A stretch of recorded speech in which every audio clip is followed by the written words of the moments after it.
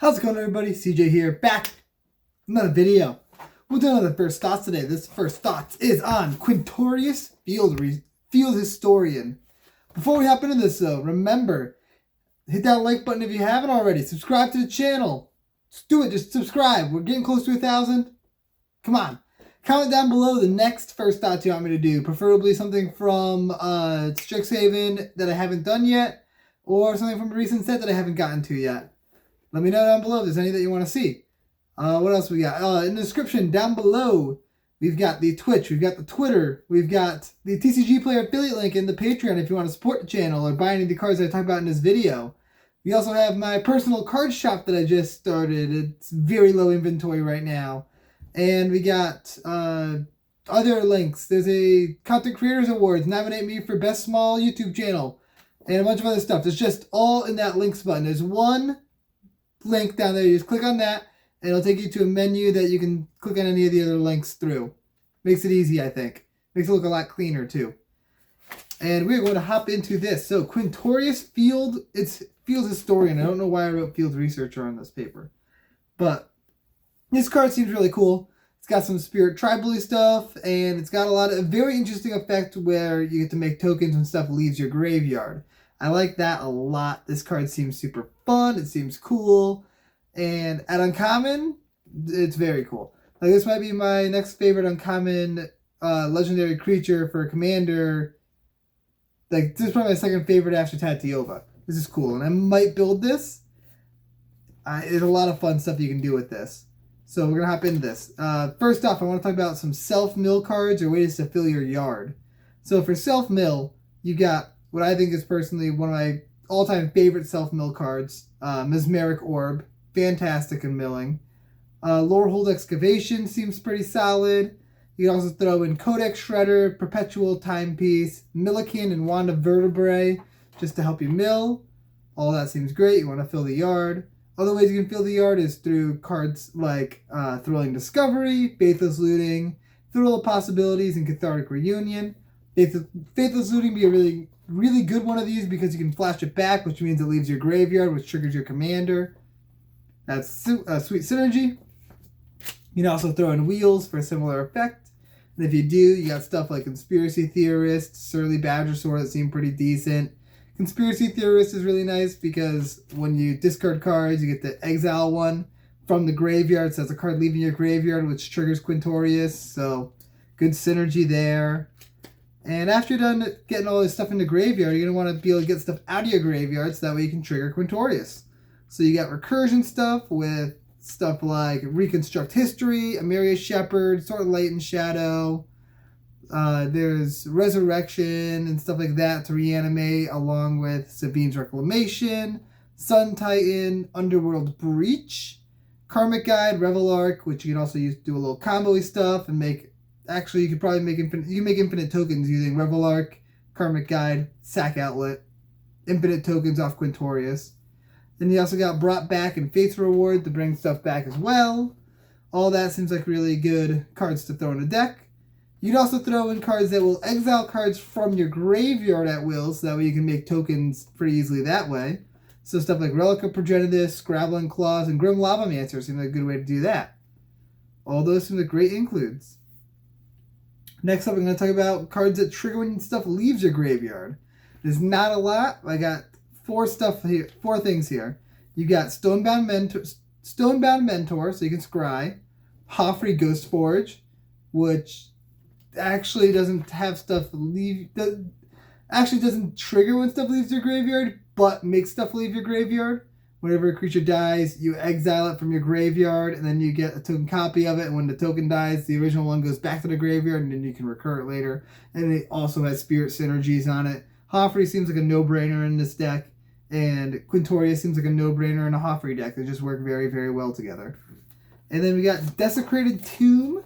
Whenever a creature card leaves your graveyard, you get to... Whenever one more creature card leaves your graveyard, you create a bat. So, just a good way to get extra tokens. And the last card I want to talk about is Lelia, because she'll just get bigger as you exile cards, as you exile cards from your graveyard, though.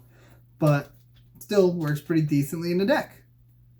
Next up, we are going to talk about just some good cards for this deck. Just cards that synergize very well with Quintorius. You got Bag of Holding. Cool thing about this is that when you discard a card, exile it from your graveyard. So anytime you discard a card, it's going to leave your graveyard, and that's going to trigger Quintorius. Also, Bag of Holding has a way that you can actually discard cards and draw cards, so that's good value there. This card seems great, especially with wheels. Oh, this card seems good.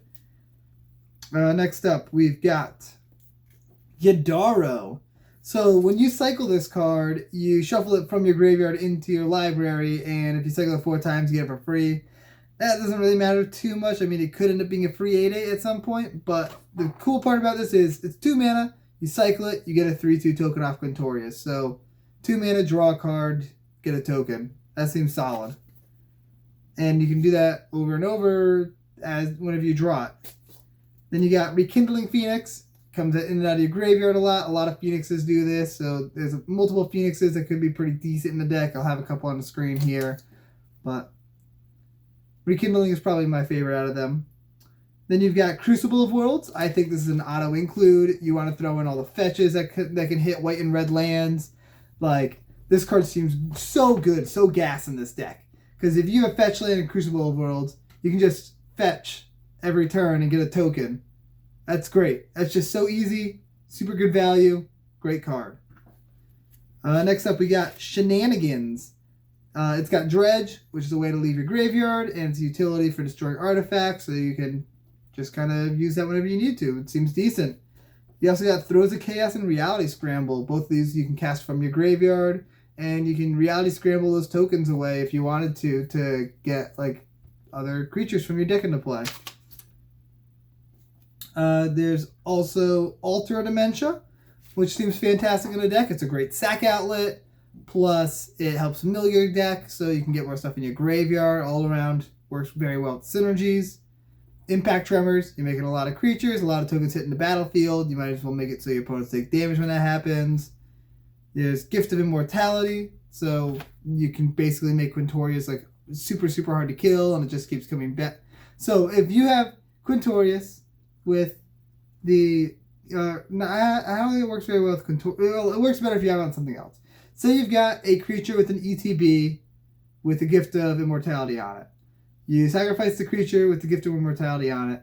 It hits the graveyard, comes back from the graveyard, you get a token, and you get the ETB.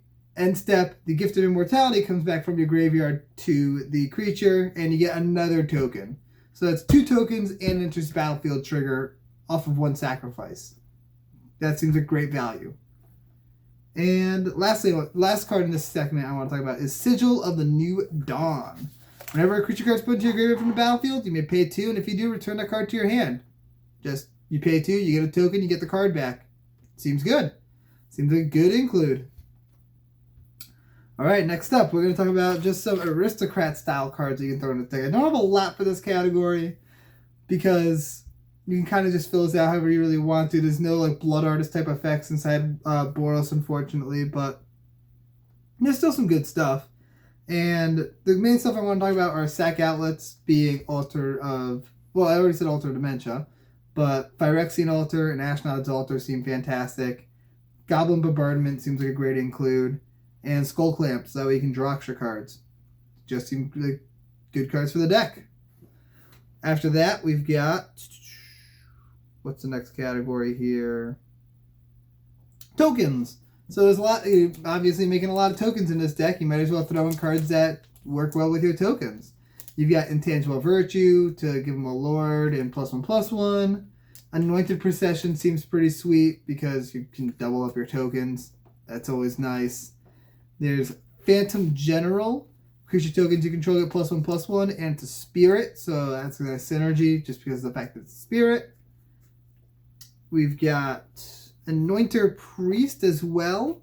Whenever a creature token enters the battlefield, you gain a life, and it can embalm itself, which means it becomes a creature token and exiles from your graveyard, which will trigger Quintorius, which seems pretty decent. I think it's a good synergy there. I think it's good enough. And those are the main cards that I had to talk about for specifically a token theme, like cards that just work very well with all the tokens.